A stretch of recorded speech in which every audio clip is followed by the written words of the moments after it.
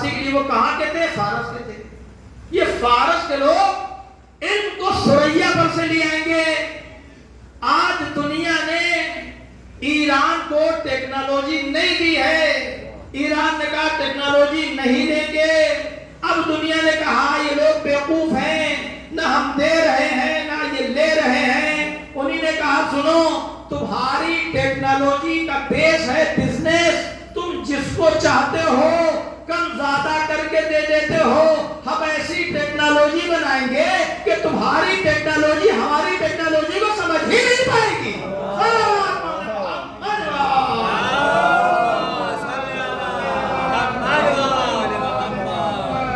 اس کا نتیجہ کیا ہوا؟ پہلے آپ نے دیکھا کہ میڈیا والے یہ کہہ رہے تھے، اندازہ لگا رہے تھے، کہہ رہے تھے 3000 میزائل ہیں اور اگر ہر دن 100-200 مارے تو مشکل سے جو ہے 2 مہینے ختم ہو جائے گا. اس کے بعد انہی نے کوانٹٹی بڑھا دی. انہی نے 500 مارنا شروع کر دیا. ہم کہا ہے یہ تو 3 دن میں جنگ ختم ہو جائے گی. پھر پتہ یہ چلا کہ 20,000 سے زیادہ ہے. 20,000 سے. اب میں ایک حقیقت آپ کے سامنے بیان کرنے جا رہا ہوں. وہ حقیقت یہ ہے کہ ایران جو جیتا ہے، توجہ چاہتا ہوں صاحبان ذوق تشریف فرما ہے، ایران کی جو فتح ہوئی ہے میزائلوں کی بنیاد پہ نہیں ہوئی ہے. میں توجہ چاہتا ہوں ایران کی جو فتح ہوئی ہے وہ زیرو کی کوئی حیثیت نہیں.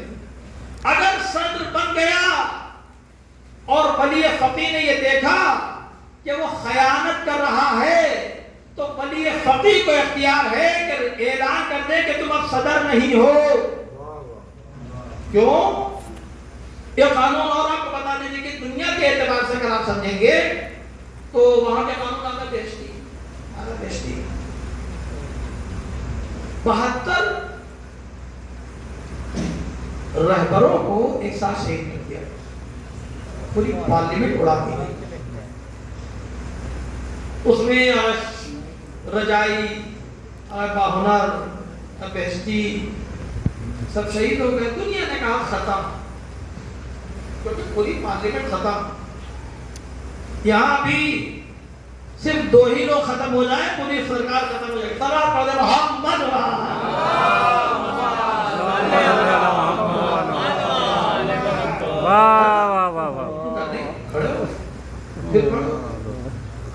جواب کیا دیا ہے اس کا وہ سنیے. جواب یہ دیا کہ اگر شہادتوں سے ہم ختم ہوتے تو ہم کربلا ہی میں ختم ہو گئے ہوتے. یہ کربلا میں شہادت کے بعد زندہ رہنا، کوفہ و شام کا فتح کرنا، تخت حکومت کا پلٹنا، یہ کربلا والوں نے سکھایا کہ ہم مر کے ختم نہیں ہوتے. ہمارے وجود کا ثابت خدا ہے. ہمیں جو ختم نہیں. وہاں کا قانون کس نے بنایا؟ شہید رجائی نے. قانون یہ ہے، دیکھیے آپ سنیں گے ہنسیں گے، چونکہ ہم 15 سال رہے ہیں رانیوں کے ساتھ رہے اس لیے میں. وہاں گیہوں سب سے زیادہ مہنگا ہے. آپ لوگ زمیندار ہیں، گیہوں سب سے زیادہ مہنگا، اس سے سستا آٹا ہے. گیہوں سے سستا آٹا ہے. آٹے سے زیادہ سستی روٹی ہے. الٹا انڈیا کے اندر گیہوں سب سے زیادہ مہنگا، آٹا اس سے زیادہ سستا، روٹی اس سے زیادہ سستا. اب یہ جو نظام ہے دنیاوی اعتبار سے، جو لوگ منی مائنڈڈ ہیں، دیکھیے کانسٹیٹیوشن آپ کا جو ہوتا ہے وہ یہ بتاتا ہے کہ قانون بنانے والے کتنی سوچ رکھتے ہیں. ہم نے اپنے دور سے پوچھا، ہم نے کہا کہ ہمارے یہاں سب سے سستا گیہوں ہوتا ہے، اس سے بھی مہنگا آٹا ہوتا ہے، پسائی پڑتی ہے، اور پھر اس سے مہنگی روٹی ہوتی ہے. اس نے کہا نہیں یہ ایران ہے. تو ہم نے کہا فرق کیا ہے؟ تو اس نے کہا فرق یہ ہے کہ یہ ہے حکومت اسلامی. کیا مطلب حکومت اسلامی؟ حکومت اسلامی کا مطلب یہ ہے کہ کوئی بھوکا نہیں سو سکتا ہے. گورنمنٹ کسانوں سے گیہوں خریدتی ہے، ان کو پورا پیسہ دیتی ہے، پورا پیسہ سبسڈی دیتی ہے. اس کے بعد روٹی پکانے والوں کو فری آف کاسٹ یہ آٹا دیتی ہے. ان سے کہتی ہے صرف اپنی پکوائی لیجئے اور انہیں روٹی پکا کے کھلائیے. تو صرف پکوائی دیتے ہیں، روٹی اور آٹے کے پیسے نہیں دیے جاتے ہیں. یہ ہے حکومت. اب آئیے سعودی عرب میں جب حجاج جاتے ہیں زمزم کا پانی بھی ملتا ہے.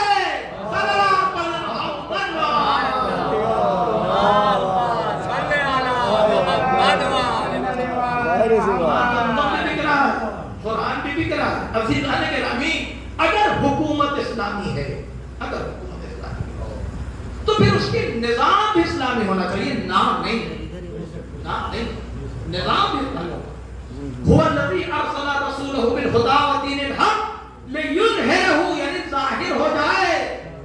پروردگار ابھی تو دین ظاہر نہیں ہوا، اسی لیے تو ایک ظہور کا انتظار کر رہے ہیں، کیونکہ ابھی 4.5 سال کی حکومت علی نے کی تھی. اور یہ جملہ جو میں کہنے جا رہا ہوں ایک ایسے شخص کا جملہ کہنے جا رہا ہوں کہ جو بھارت سرکار کا کیبنٹ منسٹر بھی مسلمان بھی رہا ہے، بھی رہا ہے، ہمارے علاقے کا ایم پی بھی. اور جس کانفرنس میں اس نے یہ جملہ کہا میں اس میں موجود تھا. اس کانفرنس میں موجود تھا. لکھنؤ میں کانفرنس ہوئی تھی گاندھی، اور اس شخص کا نام ہے عارف محمد خان. عارف محمد خان جانتے ہوں گے، شاہبانوں والے کیس سے آپ جانتے ہوں گے. تقریر جو ہے اس میں مرحوم ڈاکٹر کلبر ساجد صاحب نے بھی تقریر کی، لیکن عارف محمد خان کی تقریر بہت ہوئی. ان کی جو آئیڈیالوجی ہے یہ شیعوں سے میچ نہیں کرتی. پتہ نہیں کیا ہو گیا، بہت تعصبی انسان کیا ہو گیا میں نے کہا، کیونکہ ہمارے یہاں کے ایم پی رہے تھے. انہی نے تقریر کی اور جملہ انہی نے کہا کہ میرے مولا، کہہ رہے میرے مولا نے 4.5 سال حکومت کی. یہ علی محمد خان کے ہوئے، میرے مولا نے 4.5 سال حکومت کی. اور منبر کوفہ پر علی نے اعلان کیا، حاکم اللہ تشریف فرما ہے، حاکم 4.5 سال کی حکومت کے بعد علی نے اعلان کیا کہ ہماری حکومت میں اگر کوئی بھوکا رہا ہو تو کھڑا ہو جائے. ہماری حکومت میں اگر کسی کے تن پہ کپڑا نہ رہا ہو تو کھڑا ہو جائے. ہماری حکومت میں اگر کسی کے سر پہ چھت نہ رہی ہو تو کھڑا ہو جائے. یہ عارف محمد خان 4.5 سال کی حکومت کا نتیجہ یہ ہے کہ جو علی 4.5 سال کی حکومت میں یہ کہہ رہے ہیں کہ ہماری حکومت میں نہ تمہیں بھوکا ملے گا، نہ برہنہ ملے گا، نہ بے سہارا ملے گا. تو پھر یہ 23 سال جو حکومتیں ہوئی وہ کیسے ہوئی؟ پھر وہ کیسے ہوئی؟ کہا سنو، جب اسلامی حکومت ہوتی ہے تو پھر جو حاکم ہوتا ہے وہ حاکم وہ نہیں ہوتا. علی نے بتایا کہ جو حاکم ہوتا ہے وہ خدمت گزار ہوتا ہے، یاس نہیں ہوتا.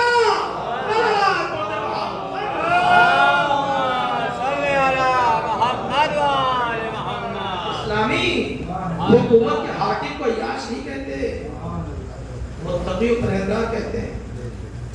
میڈیا نے دکھایا آیت اللہ خامنہ کے مخالفین بھی ہیں. ایک گروپ ہے جس نے بہت سے علماء کو شہید کیا، جنہیں کہتے ہیں مجاہدان خط. یہ بھی ایرانی گروپ ہے. ان کے جو ہیڈ ہیں مریم رجبی، مسعود رجبی، تو ان کو سپورٹ کرتا ہے امریکہ، اسرائیل. ان کے اڈے ہیں وہاں پہ. ان کے سربراہ کا جملہ، ان کے ہمنوا کا جملہ کہ 45 سال سے خامنائی حکومت کر رہے ہیں لیکن کہیں ایک جگہ بھی خرد و برد کا الزام نہیں. بڑی بات، 45 سال سے حکومت ہر چیز ان کے ہاتھ میں، لیکن کہیں بھی خرد و برد کا کوئی دھبا نہیں ہے، کوئی دشمن نہیں کہہ سکتا۔ یہ میں کیوں کہہ رہا ہوں آپ سے؟ جو آج آپ ایران کو سپر پاور کے اوپر کا پاور سمجھ رہے ہیں، وہ وجہ یہ ہے کہ مولا متقیان جب حکومت کرتے تھے تو بیت المال جب آتا تھا تو بٹوارا نہیں ہوتا تھا، بٹوارا نہیں ہوتا تھا۔ مولا متقیان کی زندگی کا یہ اصول تھا کہ اگر بیت المال آیا ہے تو رات کی تاریکی ہی میں بانٹ دیا جاتا تھا۔ قبر سے کہتے تھے جھاڑو دو، اور جب جھاڑو دے دی جاتی تھی تب علی سجدہ شکر کرتے تھے، اے میرے معبود جو مال آیا ہے سب واپس ہو گیا ہے۔ اب آپ سمجھے کہ علی کس دیانتدار کو کہتے ہیں؟ جب جس کا مولا علی جیسا ہو تو پھر اس کا غلام خامنہ ہی ہوگا۔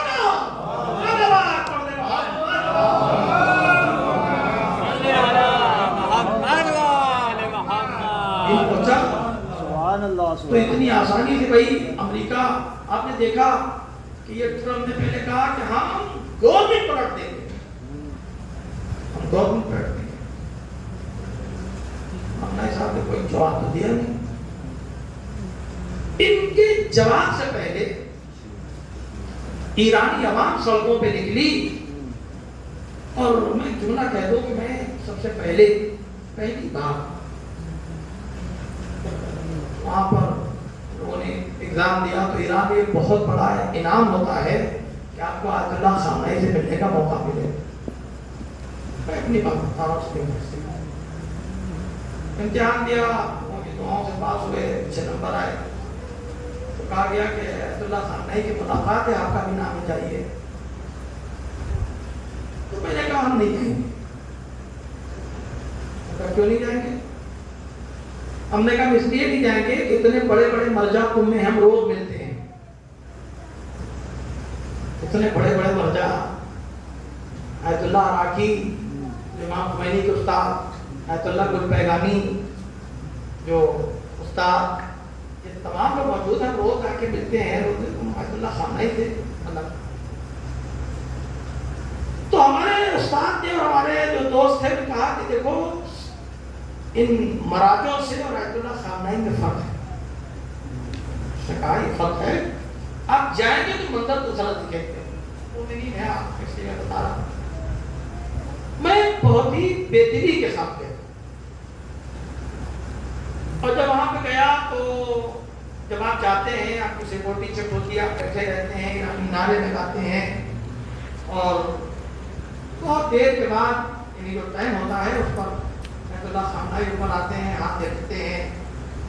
تو جب ایرانی نعرے لگا رہے تھے، ایرانی کہہ رہے تھے کہ گلے زہرا کیا مادر انتظارت ہوئے، کہ فاطمہ زہرا کی گلاب، فاطمہ زہرا کی خوشبو، فاطمہ زہرا کے پھول آئیے، ہم آپ کا انتظار کر رہے ہیں۔ ہم نے کہا کہ ان کی اس طرح محبت ہے اس لیے یہ کہہ رہے ہیں۔ اس کے بعد تھوڑی دیر ہوئی، میں اپنے جذبات آپ کے ساتھ رکھا، تھوڑی دیر ہوئی تو ایک مرتبہ پردہ ہٹا، اور آیت اللہ خامنہ جب آئے ہیں وہاں سے، اس منبر کی قسم کھا کے کہہ رہا ہوں، تو جس وقت آیت اللہ خامنہ آئے ہیں مجھے ہوش نہیں تھا کہ میں کیا کر رہا ہوں۔ 5-10 منٹ کے بعد جب بے خودی سے خودی میں آئے تو میں نے یہ دیکھا کہ میں ڈالے مار مار کے رو رہا تھا، میں آوازیں دے رہا تھا، وہاں شور تھا۔ جانتے ہیں وہ ایک جملہ جو وہ کہہ رہے تھے ایرانی، وہ جملہ بڑا عجیب تھا۔ وہ یہ کہتے تھے کہ ہم اہل کوفہ نہیں ہیں جو علی کو تنہا چھوڑ دیں۔ یہ ایرانیوں کا جملہ تھا کہ ہم اہل کوفہ نہیں ہیں جو علی کو چھوڑ دیں۔ جب جذبات کا یہ عالم ہوگا تو پھر حضرت کے جذبات کیا ہوں گے؟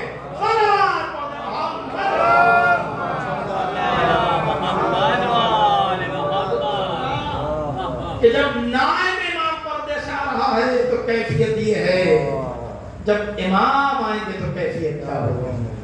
عزیزان گرامی، نہیں معمولی ہستی کا نام نہیں ہے۔ اور اس منزل پر پہنچے کیسے؟ بس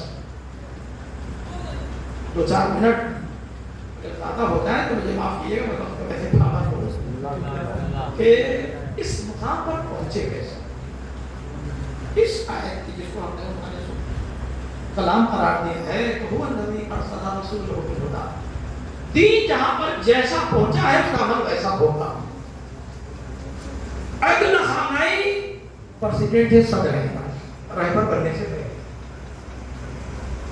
یہ جملہ صاحبان ذوق کے حوالے کرنا چاہتا ہوں کہ آیت اللہ خامنائی رہبر سیاست کی بنیاد پر نہیں بنے ہیں، اخلاق کی بنیاد پر بنے ہیں. جب سیاست ہوتی ہے تو جوڑ توڑ ہوتا ہے، انکار کریں تو ہمیں نہیں بننا، لیکن لوگوں کا تھا کہ نہیں آپ ہی ہو، کیونکہ یہ مملکت امام زمانہ ہے. آج پوری دنیا کی شیعت کے وقار کا نام ہے خامنائی، پوری دنیا کے مسلمانوں کے حوصلے کا نام ہے خامنائی، دشمنوں کی آنکھوں کی کرکری کا نام ہے خامنائی. کیونکہ کوئی بھی کاٹا کسی دشمن کی آنکھوں میں نہیں گلا ہے سوائے خامنائی والا، کیونکہ یہ ایسا کاٹا ہے کہ نہ یہ نکال سکتے ہیں نہ یہ دیکھ سکتے ہیں. تو مجبوری یہ ہے کہ صلح پہ آ رہے ہیں. ٹرمپ نے کہا تھا حکومت بدل دیں گے، خامنائی نے جواب نہیں دیا، عوام نے جواب دیا کہ تم جس کے بھروسے کہہ رہے ہو ہم پہلے ہی سے قربان ہیں.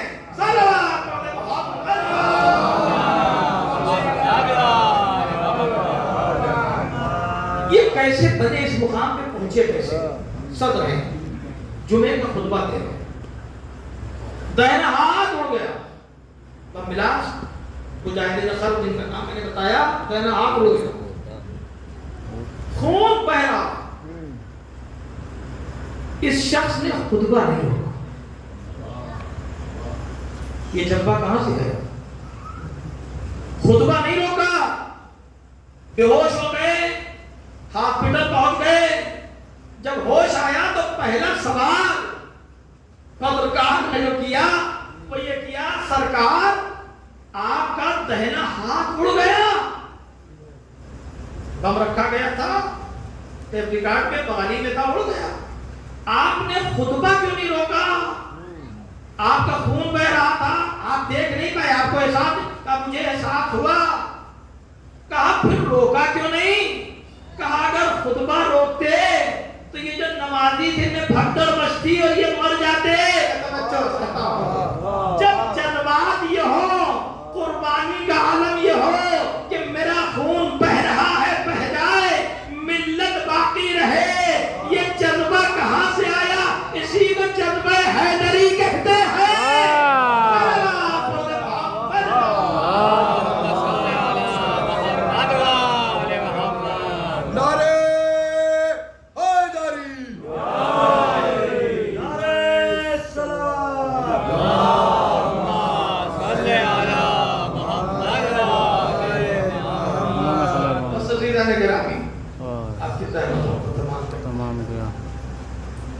اسلام قربانی کا نام ہے.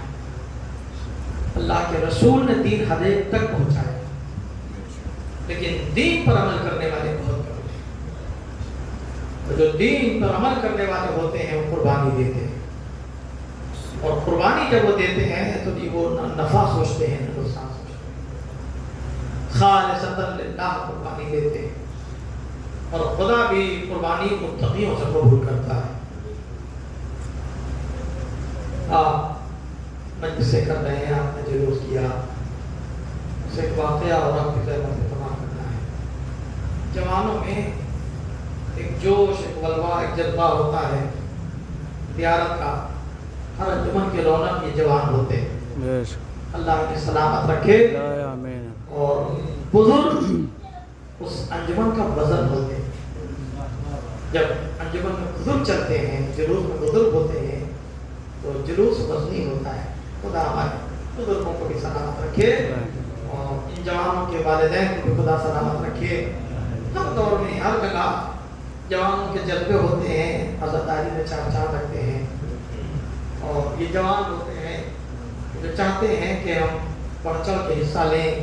یہ جو ایام چل رہے ہیں اس میں وہ مائیں جو اپنے بچوں کی بڑی فکر کرتی ہیں محرم میں فکر نہیں کرتی. بچہ کہیں کی رات میں آئے, کہاں ہوگا؟ مجلس میں ہوگا. کہاں ہو؟ مولا کے علم کے سائے میں, جلوس میں.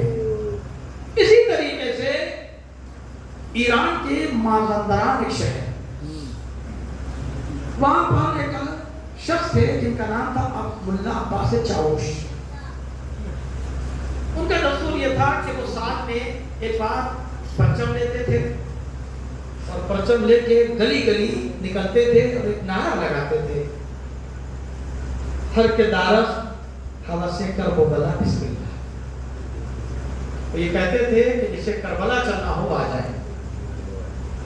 جوان آتے تھے, جمع ہوتے تھے اور ایک انجمن کی شکل میں, ایک گروہ کی شکل میں, قافلے کی شکل میں سب لوگ جاتے تھے.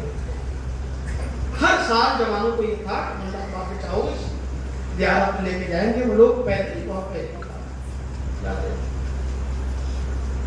ایک سال ایسا آیا کہ جوان انتظار کر رہے تھے. ملا عباس چاوش پریشان تھے, بیمار تھے, مالی حالات نہیں تھے, پیدل جاتے تھے. جوان آئے, کہنے لگے کہ ملا عباس چاوش کربلا نہیں چلیں گے. کہنے لگے نہیں, ہم اس سال کربلا نہیں جائیں گے. ان کا کیوں نہیں جائیں گے؟ ہر سال ہمارے یہاں سے قافلہ امام حسین کی زیارت پہ جاتا ہے. اس سال اگر نہیں جائے گا تو امام حسین انتظار کریں گے, کیوں نہیں جائیں گے؟ ان کا پریشان ہے, بیمار ہے, مشکل ہے. تو لوگوں نے کہا کہ جو مشکل ہم لوگ سب لوگ مل کے حل کریں گے, چلیے. ملا عباس چاوش کو ہمت دلائی. ملا عباس چاوش نے پھر پرچم دیا, اپنے کاندھے پر رکھا اور آواز دی کہ جسے بھی کربلا چلنا ہو بسم اللہ. جوان آتے گئے, جمع ہوتے گئے, قافلہ تیار ہوا. ملا عباس چاوش جوانوں کو لے کے چلے. جب یہ قافلہ منزل پر منزل پہنچتا رہا, جہاں پر منزل ہوتی تھی رک جاتے تھے, آرام کرتے تھے, کھانا پینا پھر آگے بڑھتے تھے. اتفاق یہ تھا کہ یہ لوگ کربلا کے قریب پہنچ گئے. شب جمعہ تھا, منزل قریب تھی. تو سب نے کہا, ملا عباس چاوش نے کہا یہیں رکتے ہیں اور آپ لوگ آرام کر لیجئے, تھکے ہیں, اور اس کے بعد لوگ کل چلے.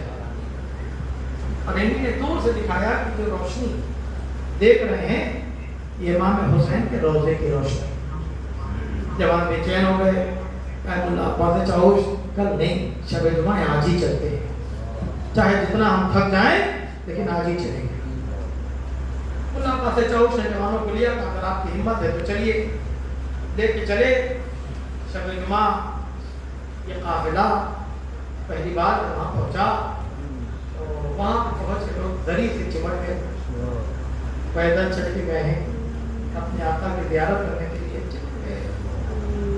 اور اس کے بعد یہ ہوا کہ چلیے نوحہ کریں, نوحہ پڑھیں. کون سا نوحہ پڑھا جائے؟ تو طے نہیں ہو پا رہا تھا. کوئی کہہ رہا تھا ان کے حال کا نوحہ, کوئی امام حسین کے حال کا نوحہ. تو آخر میں ملا عباس چاوش نے یہ کہا کہ بیاس کھولتے ہیں, جس کے ہاتھ کا نوحہ نکلے گا اسی کے ہاتھ کا نوحہ پڑا جائے. بیعت کھولی. اتفاق سے جناب علی اکبر کے ہاتھ کا نوحہ,